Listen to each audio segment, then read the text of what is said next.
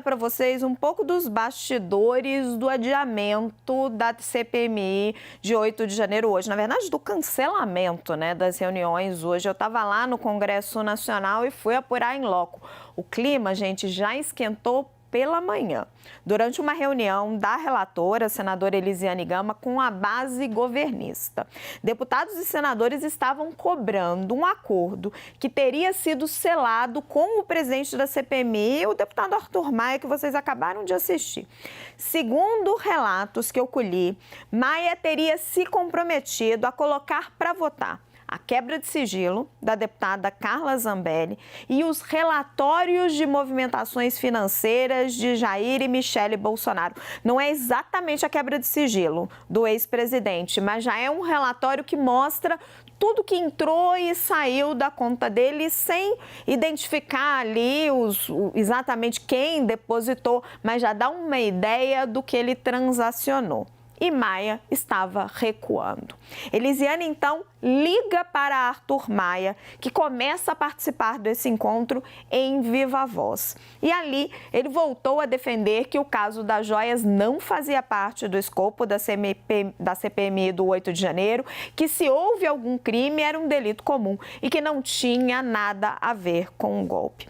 O deputado Arthur Maia, me contaram, vem sendo pressionado pela oposição para não expor ainda mais os dados bancários de Bolsonaro, e Zambelli também teria apelado ao comando da Câmara para não ir depor, o que explica a declaração dele agora, de Arthur Maia, dizendo que ninguém pode, se tiver cometido crime, se escudar aí de depor na CPMI.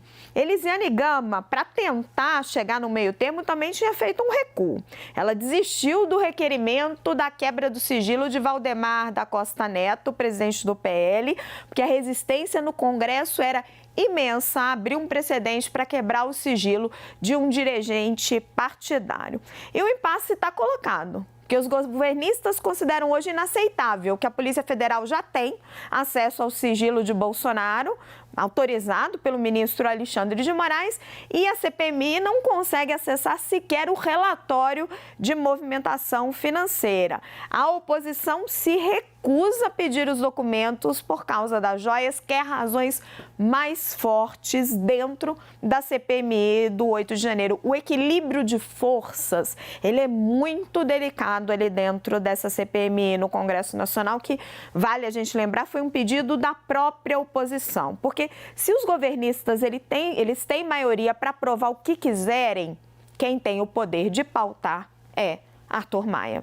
Quem está comigo nessa análise do Petreri, o nosso quadro todinho, que ótimo. E olha, gente, time do 360 em peso hoje aqui em Brasília. Eu e Yuri Pita, excepcionalmente, Thaís e Uribe, claro, os nossos anfitriões. Está faltando só Tainá Falcão, que está de férias. Yuri, vou começar com você.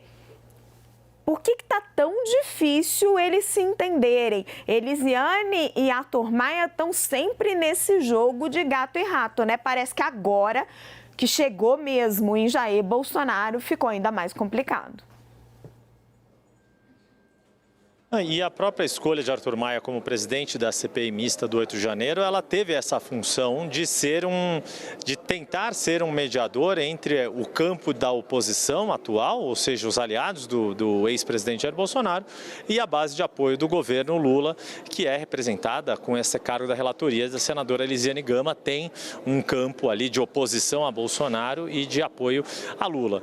A grande questão é que, desde o início, Arthur Maia, e isso quem me disse foi conversando com deputados da base do governo Lula, ou seja, do campo governista que apoiam o trabalho da senadora Elisiane Gama como relatora, o que eles, desde o início, Arthur Maia colocou que a pauta de trabalho seria formada de forma consensual, em acordos entre governo e oposição.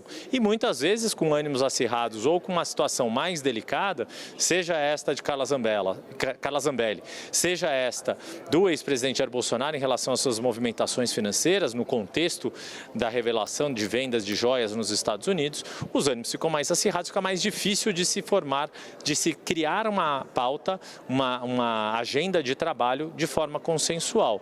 E este poder de agenda, desde o início, desde antes da CPI mista de 8 de janeiro, foi colocado como um papel mais crucial do que a própria relatoria nesta CPI mista. Seja porque as investigações no âmbito criminal judicial já estão mais avançadas, então, de saída, qualquer relator que assumisse essa função teria que correr aceleradamente para alcançar, para tentar diminuir essa distância frente às investigações policiais, e porque o poder de agenda acaba fazendo diferença em momentos como esse, em que não há interesse do espírito de corpo da casa de quebrar o sigilo de uma parlamentar, por mais complicada que seja a situação que ela vive, como é o caso de Carla Zambelli, do que pautar e agradar apenas a um campo, porque sempre prevalece, né, Thaís, aquele discurso do hoje sou eu, amanhã pode ser, hoje é você, amanhã pode ser eu, amanhã pode ser qualquer um de nós. E esse espírito de corpo no Congresso Nacional, ele continua sendo muito forte, mesmo diante de uma série de casos que ocorrem, não só na Câmara, em relação a Carla Zambelli. Basta lembrar também a situação do senador Marcos Duval. E, Thaís, Arthur Maia parece um pouco incomodado com essa pressão, né? Quando ele dá essas declarações tão fortes, dizendo, olha, ninguém pode se escudar no direito de ser deputado para não vir prestar esclarecimentos na CPMI. Porque, como o Yuri estava falando, o espírito de corpo está funcionando, ela conseguiu ali se segurar, mas ela não tem esse prestígio todo no Congresso, vamos colocar dessa forma.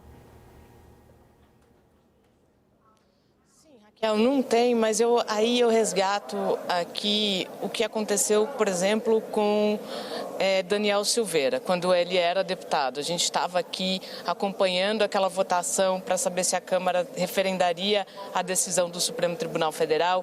Havia muita pressão naquela ocasião, mas os deputados falavam sempre no mesmo tom, dizendo que a partir daquele momento eles estavam abrindo um precedente bastante grave para que também os outros parlamentares fossem atingidos. Acho que tem esse ponto. Mas tem uma informação bastante interessante que foi até trazida pela nossa colega Tainá Farfan no fim de semana, que é a decisão do ministro Alexandre de Moraes de autorizar o compartilhamento dos inquéritos que tramitam na Corte com a CPMI. Isso quer dizer o quê? Quer dizer que talvez a CPMI não precise quebrar os sigilos, não precise pedir a quebra de sigilos, uma vez que, muito provavelmente, a partir desse compartilhamento, ela deve ter acesso a todo o material. Acho que essa é uma etapa que talvez ela deva ser superada muito em breve, tão logo esse material comece a chegar aqui no Congresso Nacional. O problema que talvez seja o ponto central, é essa resistência de Arthur Maia de também colocar o caso das joias na investigação da CPMI. Por quê? Esse é o argumento central dos principais aliados do presidente Jair Bolsonaro, para justificar o motivo pelo qual eles acreditam que essa investigação não deveria estar no Supremo Tribunal Federal. Eles avaliam que essa investigação deveria estar na primeira instância, já que Bolsonaro já não é mais presidente da República. Só que ali na investigação da Polícia Federal e o próprio ministro Alexandre de Moraes referendou, eles entendem que há uma organização criminosa e que o caso das joias seria uma das pontas. Então, acho que essa é a discussão hoje, é trazer tudo para esse campo e aí fica caracterizada de fato a organização criminosa ou deixar separado. Neste momento, me parece que a postura do presidente da CPMI, Arthur Maia, é de referendar, mesmo que não seja de propósito, o que pensam os aliados do ex-presidente Jair Bolsonaro, de que esse caso é da primeira instância e nada tem a ver com o 8 de janeiro. A não ser, é claro, Raquel, que a partir dessas novas informações consiga-se chegar naquilo que a gente considera que seja a linha de raciocínio da investigação, que muito provavelmente os dinheiros das joias poderiam ter financiado os atos golpistas, Raquel. Isso está difícil, Thaís, de provar, mesmo entre os governistas. tá complicado estabelecer esse link, porque pode ter sido, se realmente tudo isso ficar comprovado, é sempre bom a gente frisar que estamos falando ainda de um processo em investigação, pode ser um dinheiro que Bolsonaro e seus aliados ali, Mauro Cid, etc., usavam para várias despesas diversas, né? Agora, Gustavo Uribe, quero chamar sua atenção para uma informação importante que você trouxe aqui ontem no 360, e eu estava apurando aqui por Brasília, mas estava de olho em tudo e falando com você o tempo todo, que a gente estava apurando muito juntos, da intenção da relatora de tentar quebrar um sigilo de Valdemar da Costa Neto. E ela já recuou. A blindagem para dirigente partidário é ainda maior do que para político? Corporativismo é o espírito de corpo que o Euripita tanto trouxe. Realmente, quando chega nesse ponto, quando você tem um dirigente partidário com a ameaça de uma quebra de sigilo, todos os dirigentes partidários, inclusive de partidos de esquerda com quem eu conversei, ficaram bastante irritados, porque disseram uma tentativa de criminalizar a política, no discurso deles, claro, porque a partir do momento que você quebra o sigilo, aí você consegue encontrar alguns gastos que foram feitos e, por exemplo, contratação de escritórios de advocacia, que muitas vezes são ligados a integrantes do próprio partido, ou pagamentos a familiares de dirigente partidário, aí teria de abrir uma nova CPI para investigar o que é feito com o dinheiro do fundo eleitoral e do fundo partidário. A questão é que a repercussão foi muito negativa, chegou a envolver o presidente da Câmara dos Deputados, me disseram, Arthur Lira, chegou a se manifestar nos bastidores contrário a esse tipo de quebra de sigilo, e aí Elisiane Gama recuou. E é a mesma coisa que tem acontecido com Arthur Maia em relação a Carla Zambelli. Arthur Lira também nos bastidores se posiciona contra, porque aí você abaixa o sarrafo. E aí existe uma possibilidade na visão dele de quebra de sigilo de todos os parlamentares. É interessante perceber que a dinâmica da CPMI do 8 de janeiro é diferente de outras CPIs que nós observamos. A da CPI da pandemia, você tinha um presidente e um relator que pensavam um pouco parecidos, Omar Aziz e Renan Calheiros.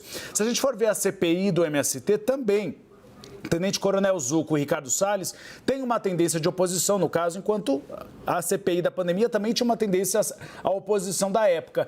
A CPMI do 8 de janeiro, não. Você tem duas figuras muito distintas. E é exatamente nessa tentativa de equilibrar pratos que tem tentado Arthur Maia. Então, ao mesmo tempo que ele tenta equilibrar pratos para dar voz para a oposição, ele tem que estar para a base governista. E, ao mesmo tempo, no cangote dele está Arthur Lira, presidente da Câmara dos Deputados, que tem como dever de ofício defender todos os parlamentares, toda a Casa Legislativa. Por isso que Arthur Lira, neste momento, tem se posicionado. E não foi por acaso que Arthur Lira deu aquela declaração que a gente ressaltou na semana passada, de que ex-presidentes da República precisam ser tratados como ex-presidentes. Porque houve uma consideração feita na mesa diretora e no Colégio de Líderes que a CPMI do 8 de janeiro está indo muito além do que poderia em relação a Jair Bolsonaro. E que você vincular o escândalo das joias com o 8 de janeiro seria um exagero interpretativo. É por isso que Arthur Lira tem se posicionado dessa maneira em relação a Jair Bolsonaro. Ele é favorável a uma investigação, mas que também não pode haver exageros por parte da CPMI do 8 de janeiro.